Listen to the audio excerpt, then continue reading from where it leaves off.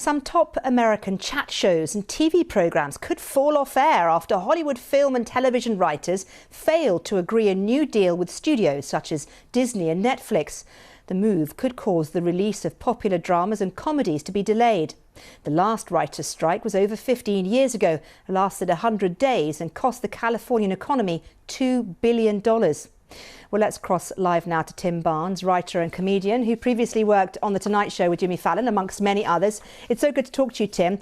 First of all, what is it that writers and workers, other workers within this union are striking about? We're really just striking to help sustain a system of growth for writing as a career in Hollywood.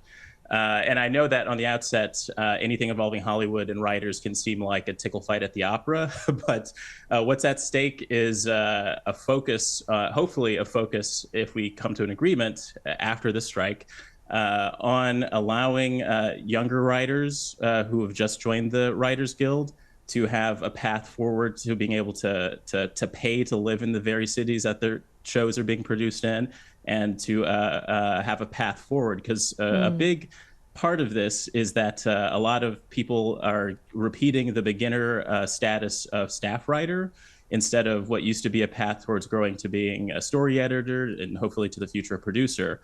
And what's being displayed in the Guild is a great sense of solidarity with people who have been members for a long time, who have seen how much of the work and how much of the process of writing in Hollywood has been devalued and has been almost systemically dismantled into becoming gig work, essentially. Where is that devaluing? Sorry, Tim. Where is that devaluing coming from? Because I was reading about this earlier today, and some of it has got to do with the way in which movies and series are made now, and also a lot to do with the fact that big players like Netflix now are just churning out material in a way they weren't before. And that isn't a good thing, is it, for writers? You think it would be. It'll give you lots of work, but actually it's working the other way, isn't it?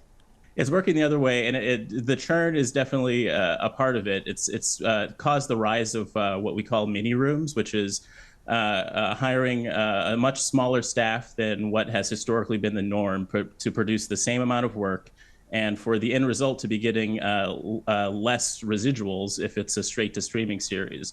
And residuals are kind of the lifeline that writers in the industry have, and that's if you're in a historical broadcast scenario, you write for a show, you get a writing credit, it gets aired, it gets re-aired on another network or on the same network, and it's all getting ad revenue.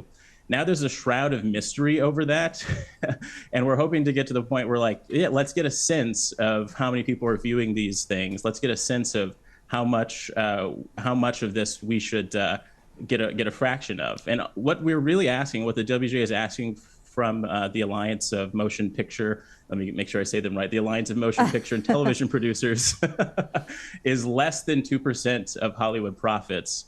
And the counter story and the counter narrative that we expect to hear is like, oh, this isn't a good time to do this because, as you can tell, we're dealing with a fractured system, Wall Street lows. But if you look at the past 20 years, there's been a steady growth. There have been a few pitfalls, but it tends to bounce back.